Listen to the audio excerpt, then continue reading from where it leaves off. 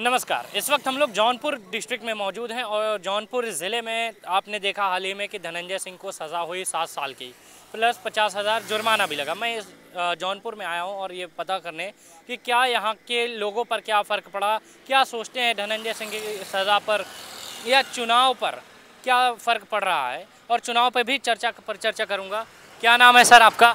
नाम तो हमारा कुलदीप यादव है। कुलदीप यादव जी, क्या कहेंगे? सबसे पहले चुनाव पे बातचीत हो जाए, किसका माहौल देख पा रहे हैं आप? माहौल तो भैया यहाँ समाजवादी पार्टी का ही रहता है हमेशा। अच्छा। और विधायक भी यहाँ समाजवादी पार्टी के हैं और सांसद भी यहाँ जो है समाजवादी पार्टी और बहुजन समाज पार्टी के जो है संयुक्त प्रत्याशी थे श्याम सिंह यादव जी, वही यहाँ से। डबल इंजन की सरकार, वो भी 2 बार से, कितना काम या कितना विकास देख पाए हैं? नहीं, काम तो डबल इंजन क्या, इंजन तो ट्रिपल यहाँ पर है।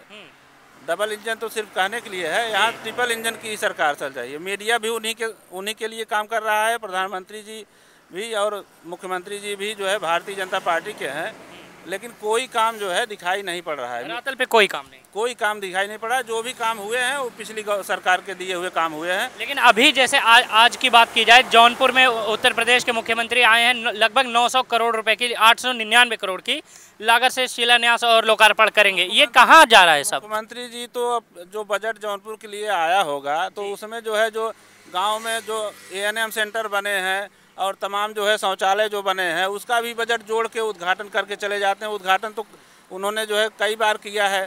उन्होंने तो कलीचाबाद पुल का भी उद्घाटन किया था, बक्सा लोहिंदा मार्ग का भी उद्घाटन कर दिया था, अभी तक काम हुआ ही नहीं। सिकरारा से सुजानगंज मार्ग स्वर्गीय डॉक्टर लालजी सिंह वैज्ञानिक जी के नाम से जो है उन्होंने उद्घाटन आज के 6 साल पहले कर दिया था। अच्छा, आपने कहा कि समाजवादी की सरकार यहाँ से बनेगी, कांग्रेस और समाजवादी का गठबंधन है, और ये बात कही जाती है कि अगर मायावती को भी साझे में लिया जाए तो प्रधानमंत्री का चेहरा के तौर पे देखा जा सकता है। क्या कहेंगे इन पर पूरी चर्चा? अब वो तो नेतृत्व तो जाने, अब नेतृत्व जो भी फैसला करेगा, बहुजन समाज पार्टी का और समाजवादी पार्टी का नेतृत्व जो फैसला करेगा। आपसे मेरा ये सवाल है कि क्या ये दोनों जोड़ी, अखिलेश और राहुल की जोड़ी, यूपी में कारामद सक्सेस हो पाएंगे? कांग्रेस कोई जनाधार नहीं है भैया, जो भी जनाधार है समाजवादी पार्टी का ही है। और कांग्रेस का अब राष्ट्रीय नेतृत्व ने गठबंधन किया है तो अब वो कुछ समझते हो। समाजवादी का लगभग जो पहचान है लोग अब छिपा रहे हैं। बताया जा रहा है कि उनका चिन्हित करके उनके ऊपर सजा का या ED CBI की रेड हो रही है। वो तो चल रहा है, वो तो प्रधानमंत्री भारतीय जनता पार्टी। इससे पहले कभी कुछ हुआ था ऐसा कि किसी विधायक या सांसद को अपनी पहचान छुपाई जाने पड़े? नहीं, ऐसा तो नहीं हुआ है, लेकिन पक्षपात बहुत ज़्यादा है। पक्षपात बहुत ज़्यादा है। न्यायपालिका तो अपना जो भी फैसला दे ही रही है, लेकिन लोगों को भरोसा टूटता जा रहा है न्यायपालिका से भी, और सरकार से तो कोई भरोसा, कोई उम्मीदें नहीं करे आदमी जो है। सरकार से जो EVM के चुनाव, क्या कह रहे हैं सर? सरकार से जो उम्मीद करेगा वो धोखा खाएगा। EVM के चुनाव पर क्या कहते हैं? क्या निष्पक्ष रूप से EVM चुनाव नहीं कराता? अब EVM नहीं, प्रशासन चुनाव कराता है ना। प्रशासन EVM से जो चुनाव की प्रक्रिया है, तो अभी कुछ समय पहले विधानसभा का चुनाव हुआ है तो उसमें प्रशासन ने ही बेईमानी करा दी। EVM तो बेईमानी कराई नहीं, बेईमानी तो प्रशासन कराती है ना। तो जो चुनाव आयोग निष्पक्ष है ही नहीं है तो चुनाव कैसे निष्पक्ष होगा? पहले चुनाव आयोग को निष्पक्ष होना पड़ेगा ना। भारत में निष्पक्ष चुनाव कराने के लिए क्या ऑप्शन, जनता क्या ऑप्शन देख रही है? अब जनता तो कोई उम्मीदें नहीं कर रही। जनता तो अपनी उम्मीद पूरी खो दी है। जनता कोई भरोसा नहीं कर रही है। बैलेट पेपर से जो चुनाव की बात है, बैलेट पेपर से तो और बेईमानी होगी। अच्छा, उसमें तो 24-24 घंटे लगेंगे, 36 घंटे लगते हैं जो है उसमें काउंटिंग कराने में। तो उसका तो और कोई भरोसा नहीं है, उसमें तो और बेईमानी होगी। EVM कम से कम 3-4 घंटे में फैसला आ जाता है कुछ न कुछ। अच्छा, हाल ही में धनंजय सिंह को सजा हुई लगभग 7 साल की, जनता क्या सोचती है इस पर? अब जनता देखिए, जनता, धनंजय सिंह जी जनप्रतिनिधि थे, अच्छा काम करते थे, बहुत से लोगों को उन्होंने भला किया है, और इस क्षेत्र में तो उनका कोई गलत काम तो दिखाई नहीं पड़ा कभी। अब रही बात ही कि अब लोग क्या सोचते हैं, प्रशासन ने कैसे फैसला दिया, क्या दिया न्यायपालिका ने, अब वो तो न्यायपालिका बिना प्रूफ के फैसला देगी नहीं, तो प्रूफ कुछ मिला होगा इसलिए फैसला न्यायपालिका ने दिया है। यहाँ की जनता क्या सोचती है? आप लोग क्या सोचते हैं कि सही हुआ या गलत हुआ, या न्यायपालिका ने जो किया, न्यायपालिका पे भरोसा है कि वो कोर्ट ने जो भी किया है वो सही किया होगा? अब देखिए, फैसला न्यायपालिका ने किया है तो कुछ सोच समझ किया होगा। न्यायपालिका ने तो गलत फैसला करेगी। पर ये भी तो देखा जा रहा है कि वो JDU से टिकट मांग रहे थे, उनको मिला नहीं। कृपा शंकर सिंह को टिकट मिला, सर लोकसभा प्रत्याशी बनाए गए। उसके बाद अभी उन्होंने JDU, उसके बाद उन्होंने निर्दलीय लड़ने का ऐलान किया। उसके बाद उनकी ये सज़ा हुई, इस पर भी तो देखा जा रहा है कहीं ना कहीं। उनकी तैयारी तो लोकसभा चुनाव लड़ने की थी ही, और विधानसभा का चुनाव लड़ चुके हैं। विधानसभा में वो 17,000 से हार चुके थे, और लोकसभा चुनाव में उनकी तैयारी चल रही थी। अब प्रशासन, उन्होंने बल्कि जाते हुए तो ये बताया था, ये भी बोला था कि ये हमारे साथ अन्याय हो रहा है, ये हम चुनाव ना लड़ें इसलिए हो रहा है। अब भाई देखिए, अब ये तो कहने के लिए वो तो कि आप विपक्ष का आप विपक्ष को सपोर्ट किए, समाजवादी पार्टी के आप सपोर्टर हैं, आप तो इस पे तो खुली राय दे सकते हैं कि भाई सरकार में ऐसा क्या है कि अगर कोई कह रहा है हम आपके खिलाफ चुनाव लड़ेंगे, तो ये बातें सामने आ रही हैं। जो समाजवादी के विधायक हैं या सांसद हैं, उनके घरों पे ईडी सीबीआई की रेड, ये सब क्या हो रहा है? ईडी सीबीआई तो सरकार जो है पक्षपात तो कर ही रही है। मैंने तो पहले कहा कि सरकार पक्षपात कर रही है, विपक्षियों को दबाया जा रहा है, आवाज़ को दबाया जा रहा है, कहीं आवाज़ किसी की सुनी नहीं जा रही है, ये तो चल ही रहा है। बिल्कुल बिल्कुल, धन्यवाद। मैं इधर भी देख रहा हूँ। क्या नाम है सर? अनिल यादव। अनिल यादव। अनिल यादव जी, क्या कहेंगे, किसका पलड़ा भारी है यूपी में? किस मामले में? चुनावी मुद्दा देख लेते हैं पहले। चुनावी मुद्दा में तो देखा जाए तो यहाँ बीजेपी आज भी भारी दिखाई दे रही बीजेपी भारी है। आपने नाम क्या बताया था अपना? है। अनिल यादव। यादव जी, कहाँ बीजेपी में जा रहे हैं? बीजेपी में हम नहीं जा रहे हैं। हाँ। जो यहाँ का माहौल देखने में समझ में आ रहा है। अच्छा, तो आप कहाँ जा रहे हैं? कैसे आ रहा है इसको बताएं। अच्छा, बताइए बताइए। बिल्कुल। कैसे आ रहा है? लालच के चक्कर में। कैसा लालच? लालच, एक 5 किलो गेहूँ मिल जाएगा, 200 रुपये मिल जाएगी। तो आप खुश नहीं है 5 किलो राशन में? मतलब उससे क्या निकलेगा यार? वो तो और विकलांग बनाया जा रहा है। किस प्रकार विकलांग? ऐसे विकलांग बनाया जा रहा है जो बाहर जाते, रोजी रोजगार करते, पैसा कमाते, परिवार आगे बढ़ता। अब क्या है, 5 किलो गेहूँ मिल जाएगा, 200 रुपये मिल जाएगा, हमको बाहर नहीं जाना है, जिसे गरीब पड़े थे पड़े रहेंगे। तो ये तो समझने वाली बात है ना जनता की। हिंदुस्तान की बीमारी एकदम पुरानी बीमारी है, नई बीमारी नहीं है। अगर आपको लालच दे दिया जाए कि आप हमको 1 रुपये दे दीजिए, कल हम तुमको 8 रुपये करके दे देंगे, कहीं बड़ा अच्छा भैया है, ठीक ठाक, बढ़िया व्यवस्था कोई नहीं है। तो क्या आप किस तरफ झुकाव कर रहे हैं?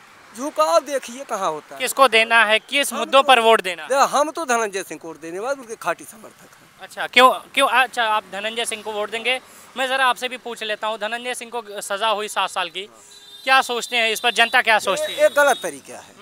जब दोनों आदमियों का सेटलमेंट हुआ, जब प्रतिवादी वादी का दोनों का, फिर इसमें इतना ज़्यादा होने कोई मतलब नहीं। इसमें शासन सत्ता दबाव से सब हुआ है। ये चुनाव लड़ते प्रभावित करते, किसको प्रभावित करते? बीजेपी को प्रभावित करते, कृपा शंकर सिंह को प्रभावित करते, इसलिए इनको हटाया गया साइड में। तो उन्होंने तो भाई अब जेडीयू से टिकट मांगा था, भारतीय जनता पार्टी का अलायंस है तो देना ही चाहिए था। नहीं, मतलब वो तो पार्टी की बात रही, लेकिन जनता जो सोचती है वो, जनता तो ये सोचती है कि अगर उनको टिकट मिलता किसी दल से तो भी, ना मिलता तो भी चुनाव लड़ना, वो चुनाव लड़ते। और जनता समर्थन करती, जनता समर्थन करती। अगर समर्थन करती निर्दल होकर के इसी विधानसभा में 70,000 वोट कैसे पाए थे वो? तो फिर कृपा शंकर जी के लिए क्या कहेंगे आप, जो भारतीय जनता पार्टी के कैंडिडेट हैं यहाँ से? या वो तो भ्रष्ट आदमी है। अच्छा, पूरा वहाँ से कांग्रेस को खा करके महाराष्ट्र तब यहाँ आए हैं, फिर इनके लिए क्या कहना है? उनको देखा है पिछले 5 सालों में यहाँ काम ही नहीं किए हैं। जौनपुर में वो कभी काम ही नहीं किए हैं। इसके पहले तो कांग्रेस में थे, वो तो वॉशिंग मशीन में धुल के अब साफ होके आए हैं बाहर। तो अभी क्या कहेंगे, जैसे जिसपे धनंजय सिंह ने कहा कि हमारे साथ ये अन्याय हो रहा है, ये सिर्फ हम चुनाव न लड़ पाए इसलिए ये किया जा रहा है? सच यही है, सच यही। उनको रोका जाए, अगर उनको रोका जाएगा तो बीजेपी यहाँ सरलता से चुनाव जीत लेगी। पर ये भी तो है कि उन्होंने पीडब्ल्यूडी अधिकारी को रंगदारी के लिए जो आरोप उन पे लगा है, उस पे क्या कहेंगे? नहीं, आरोप तो लगा, लेकिन दोनों व्यक्तियों का, वादी प्रतिवादी का, लेकिन बयान भी हुआ, उसमें सेटलमेंट भी हुआ जी। अब यह जो डिसीजन आया है, इसके पहले क्यों नहीं आया? मुकदमा आज चल रहा था, मुकदमा 2 साल 3 साल पहले चल रहा था। तो क्या धनंजय सिंह को क्या जनता क्या मानती है, अपराधी? अपराधी जहाँ के अपराध किए होंगे, लेकिन जौनपुर में उनका कोई आपराधिक इतिहास नहीं रहा। क्या मानते, मसीहा या माफिया? मसीहा मैं मानता हूँ। मदद होती है? बिल्कुल होती है। अच्छा, हर एक छोटे स्तर पे जो होगा उसकी भी मदद करते हैं। अब माफिया कहाँ के हैं, वो जो माफिया कहता है उससे पूछिए। नहीं, ये हम नहीं करें, ये जो चार्जशीट है जो उस पर लगाया गया है या जो लोग बयान दे रहे हैं, ये इस प्रकार हो रहा है। नहीं, चार्जशीट जो लगाया गया उसमें आप देखेंगे कैसे लगा है, जैसे उसमें 2 पार्टी वादी प्रतिवादी 2 का बात चला, उसमें जो पुलिस ने विवेचना की है, विवेचना के आधार पर इनको सजा हुई है। जनता अभी यही सोच रही है कि ये फैसला पहले क्यों नहीं आया? ये सही है, पहले ये चीज आना चाहिए था ना, चुनाव में ही क्यों आया? अगर ऐसा हुआ सजा, अगर उनके जो वकील हैं अगर वो धनंजय सिंह अपना पलड़ा नहीं रखे आगे के तौर पे, तो वो फिर चुनाव से तो निष्कासित होंगे। भाई चुनाव से निष्कासित तो उनका विषय आगे क्या करेंगे, क्या रणनीति अपनाएंगे, कैसे चलेंगे, अपने औरत अच्छा, चुनाव लड़ाएंगे, चाहे क्या हाँ कला रेड्डी के लिए भी क्या सोचते हैं आप? वो जो उनकी पत्नी है कला रेड्डी जी, उनके लिए क्या जनता सोचती है? वो चाहे वो लड़े या वो लड़े, जनता समर्थन देगी? हाँ बिल्कुल देगी। जो उनके हैं, जो उनके लोग हैं, जो रहते हैं, उनको समर्थन उन्हीं को करेंगे, चाहे वो लड़े या वो लड़े। अच्छा, मुझे अभी चाहे चुनाव लड़े या ना लड़े, लेकिन धनंजय सिंह के लिए जनता सोचती क्या है? क्या वो काम करते हैं धरातल पे? उनका कुछ काम है या सिर्फ ऊपर ही ऊपरी बात? देखिए काम तो बहुत धरातल किए हैं, बहुत अच्छा काम किए हैं। आज भी उनकी औरत जिला पंचायत सदस्य हैं, वो भी अच्छा काम की हैं, उसमें कोई शक की बात नहीं। चलिए, बहुत धन्यवाद। ये हमारी बातचीत रही जौनपुर से। जी, कुछ कह रहे हैं? क्या कह रहे हैं सर? कृपा शंकर सिंह जी जो है मछली शहर से बरई पार उसरा बाजार के लिए 1 साल पहले घोषित कराए थे, जो है पेपर में सब छपवा दिए थे कि मेरे प्रयास से 4 लाइन सड़क बनेगी। आज तक उस पर भाई साहब चकती भी नहीं लगी है, 4 लाइन की बतिए छोड़िए 2 लेन भी नहीं हो पाया है। हम लोग उसी रास्ते से आते जाते रहते हैं, लेकिन अभी तक, जबकि रोजे उसी रास्ते से आते जाते रहते हैं, चूँकि हमारा घर भी वहीं है, लेकिन आज तक उस पर कुछ हुआ ही नहीं। तो हम कैसे उम्मीद करें कि कृपा शंकर सिंह जी जो है बम्बई से आके जो है यहाँ विकास कार्य करा देंगे, जनप्रतिनिधि हो जाएंगे? तो उम्मीद नहीं है। बिल्कुल कोई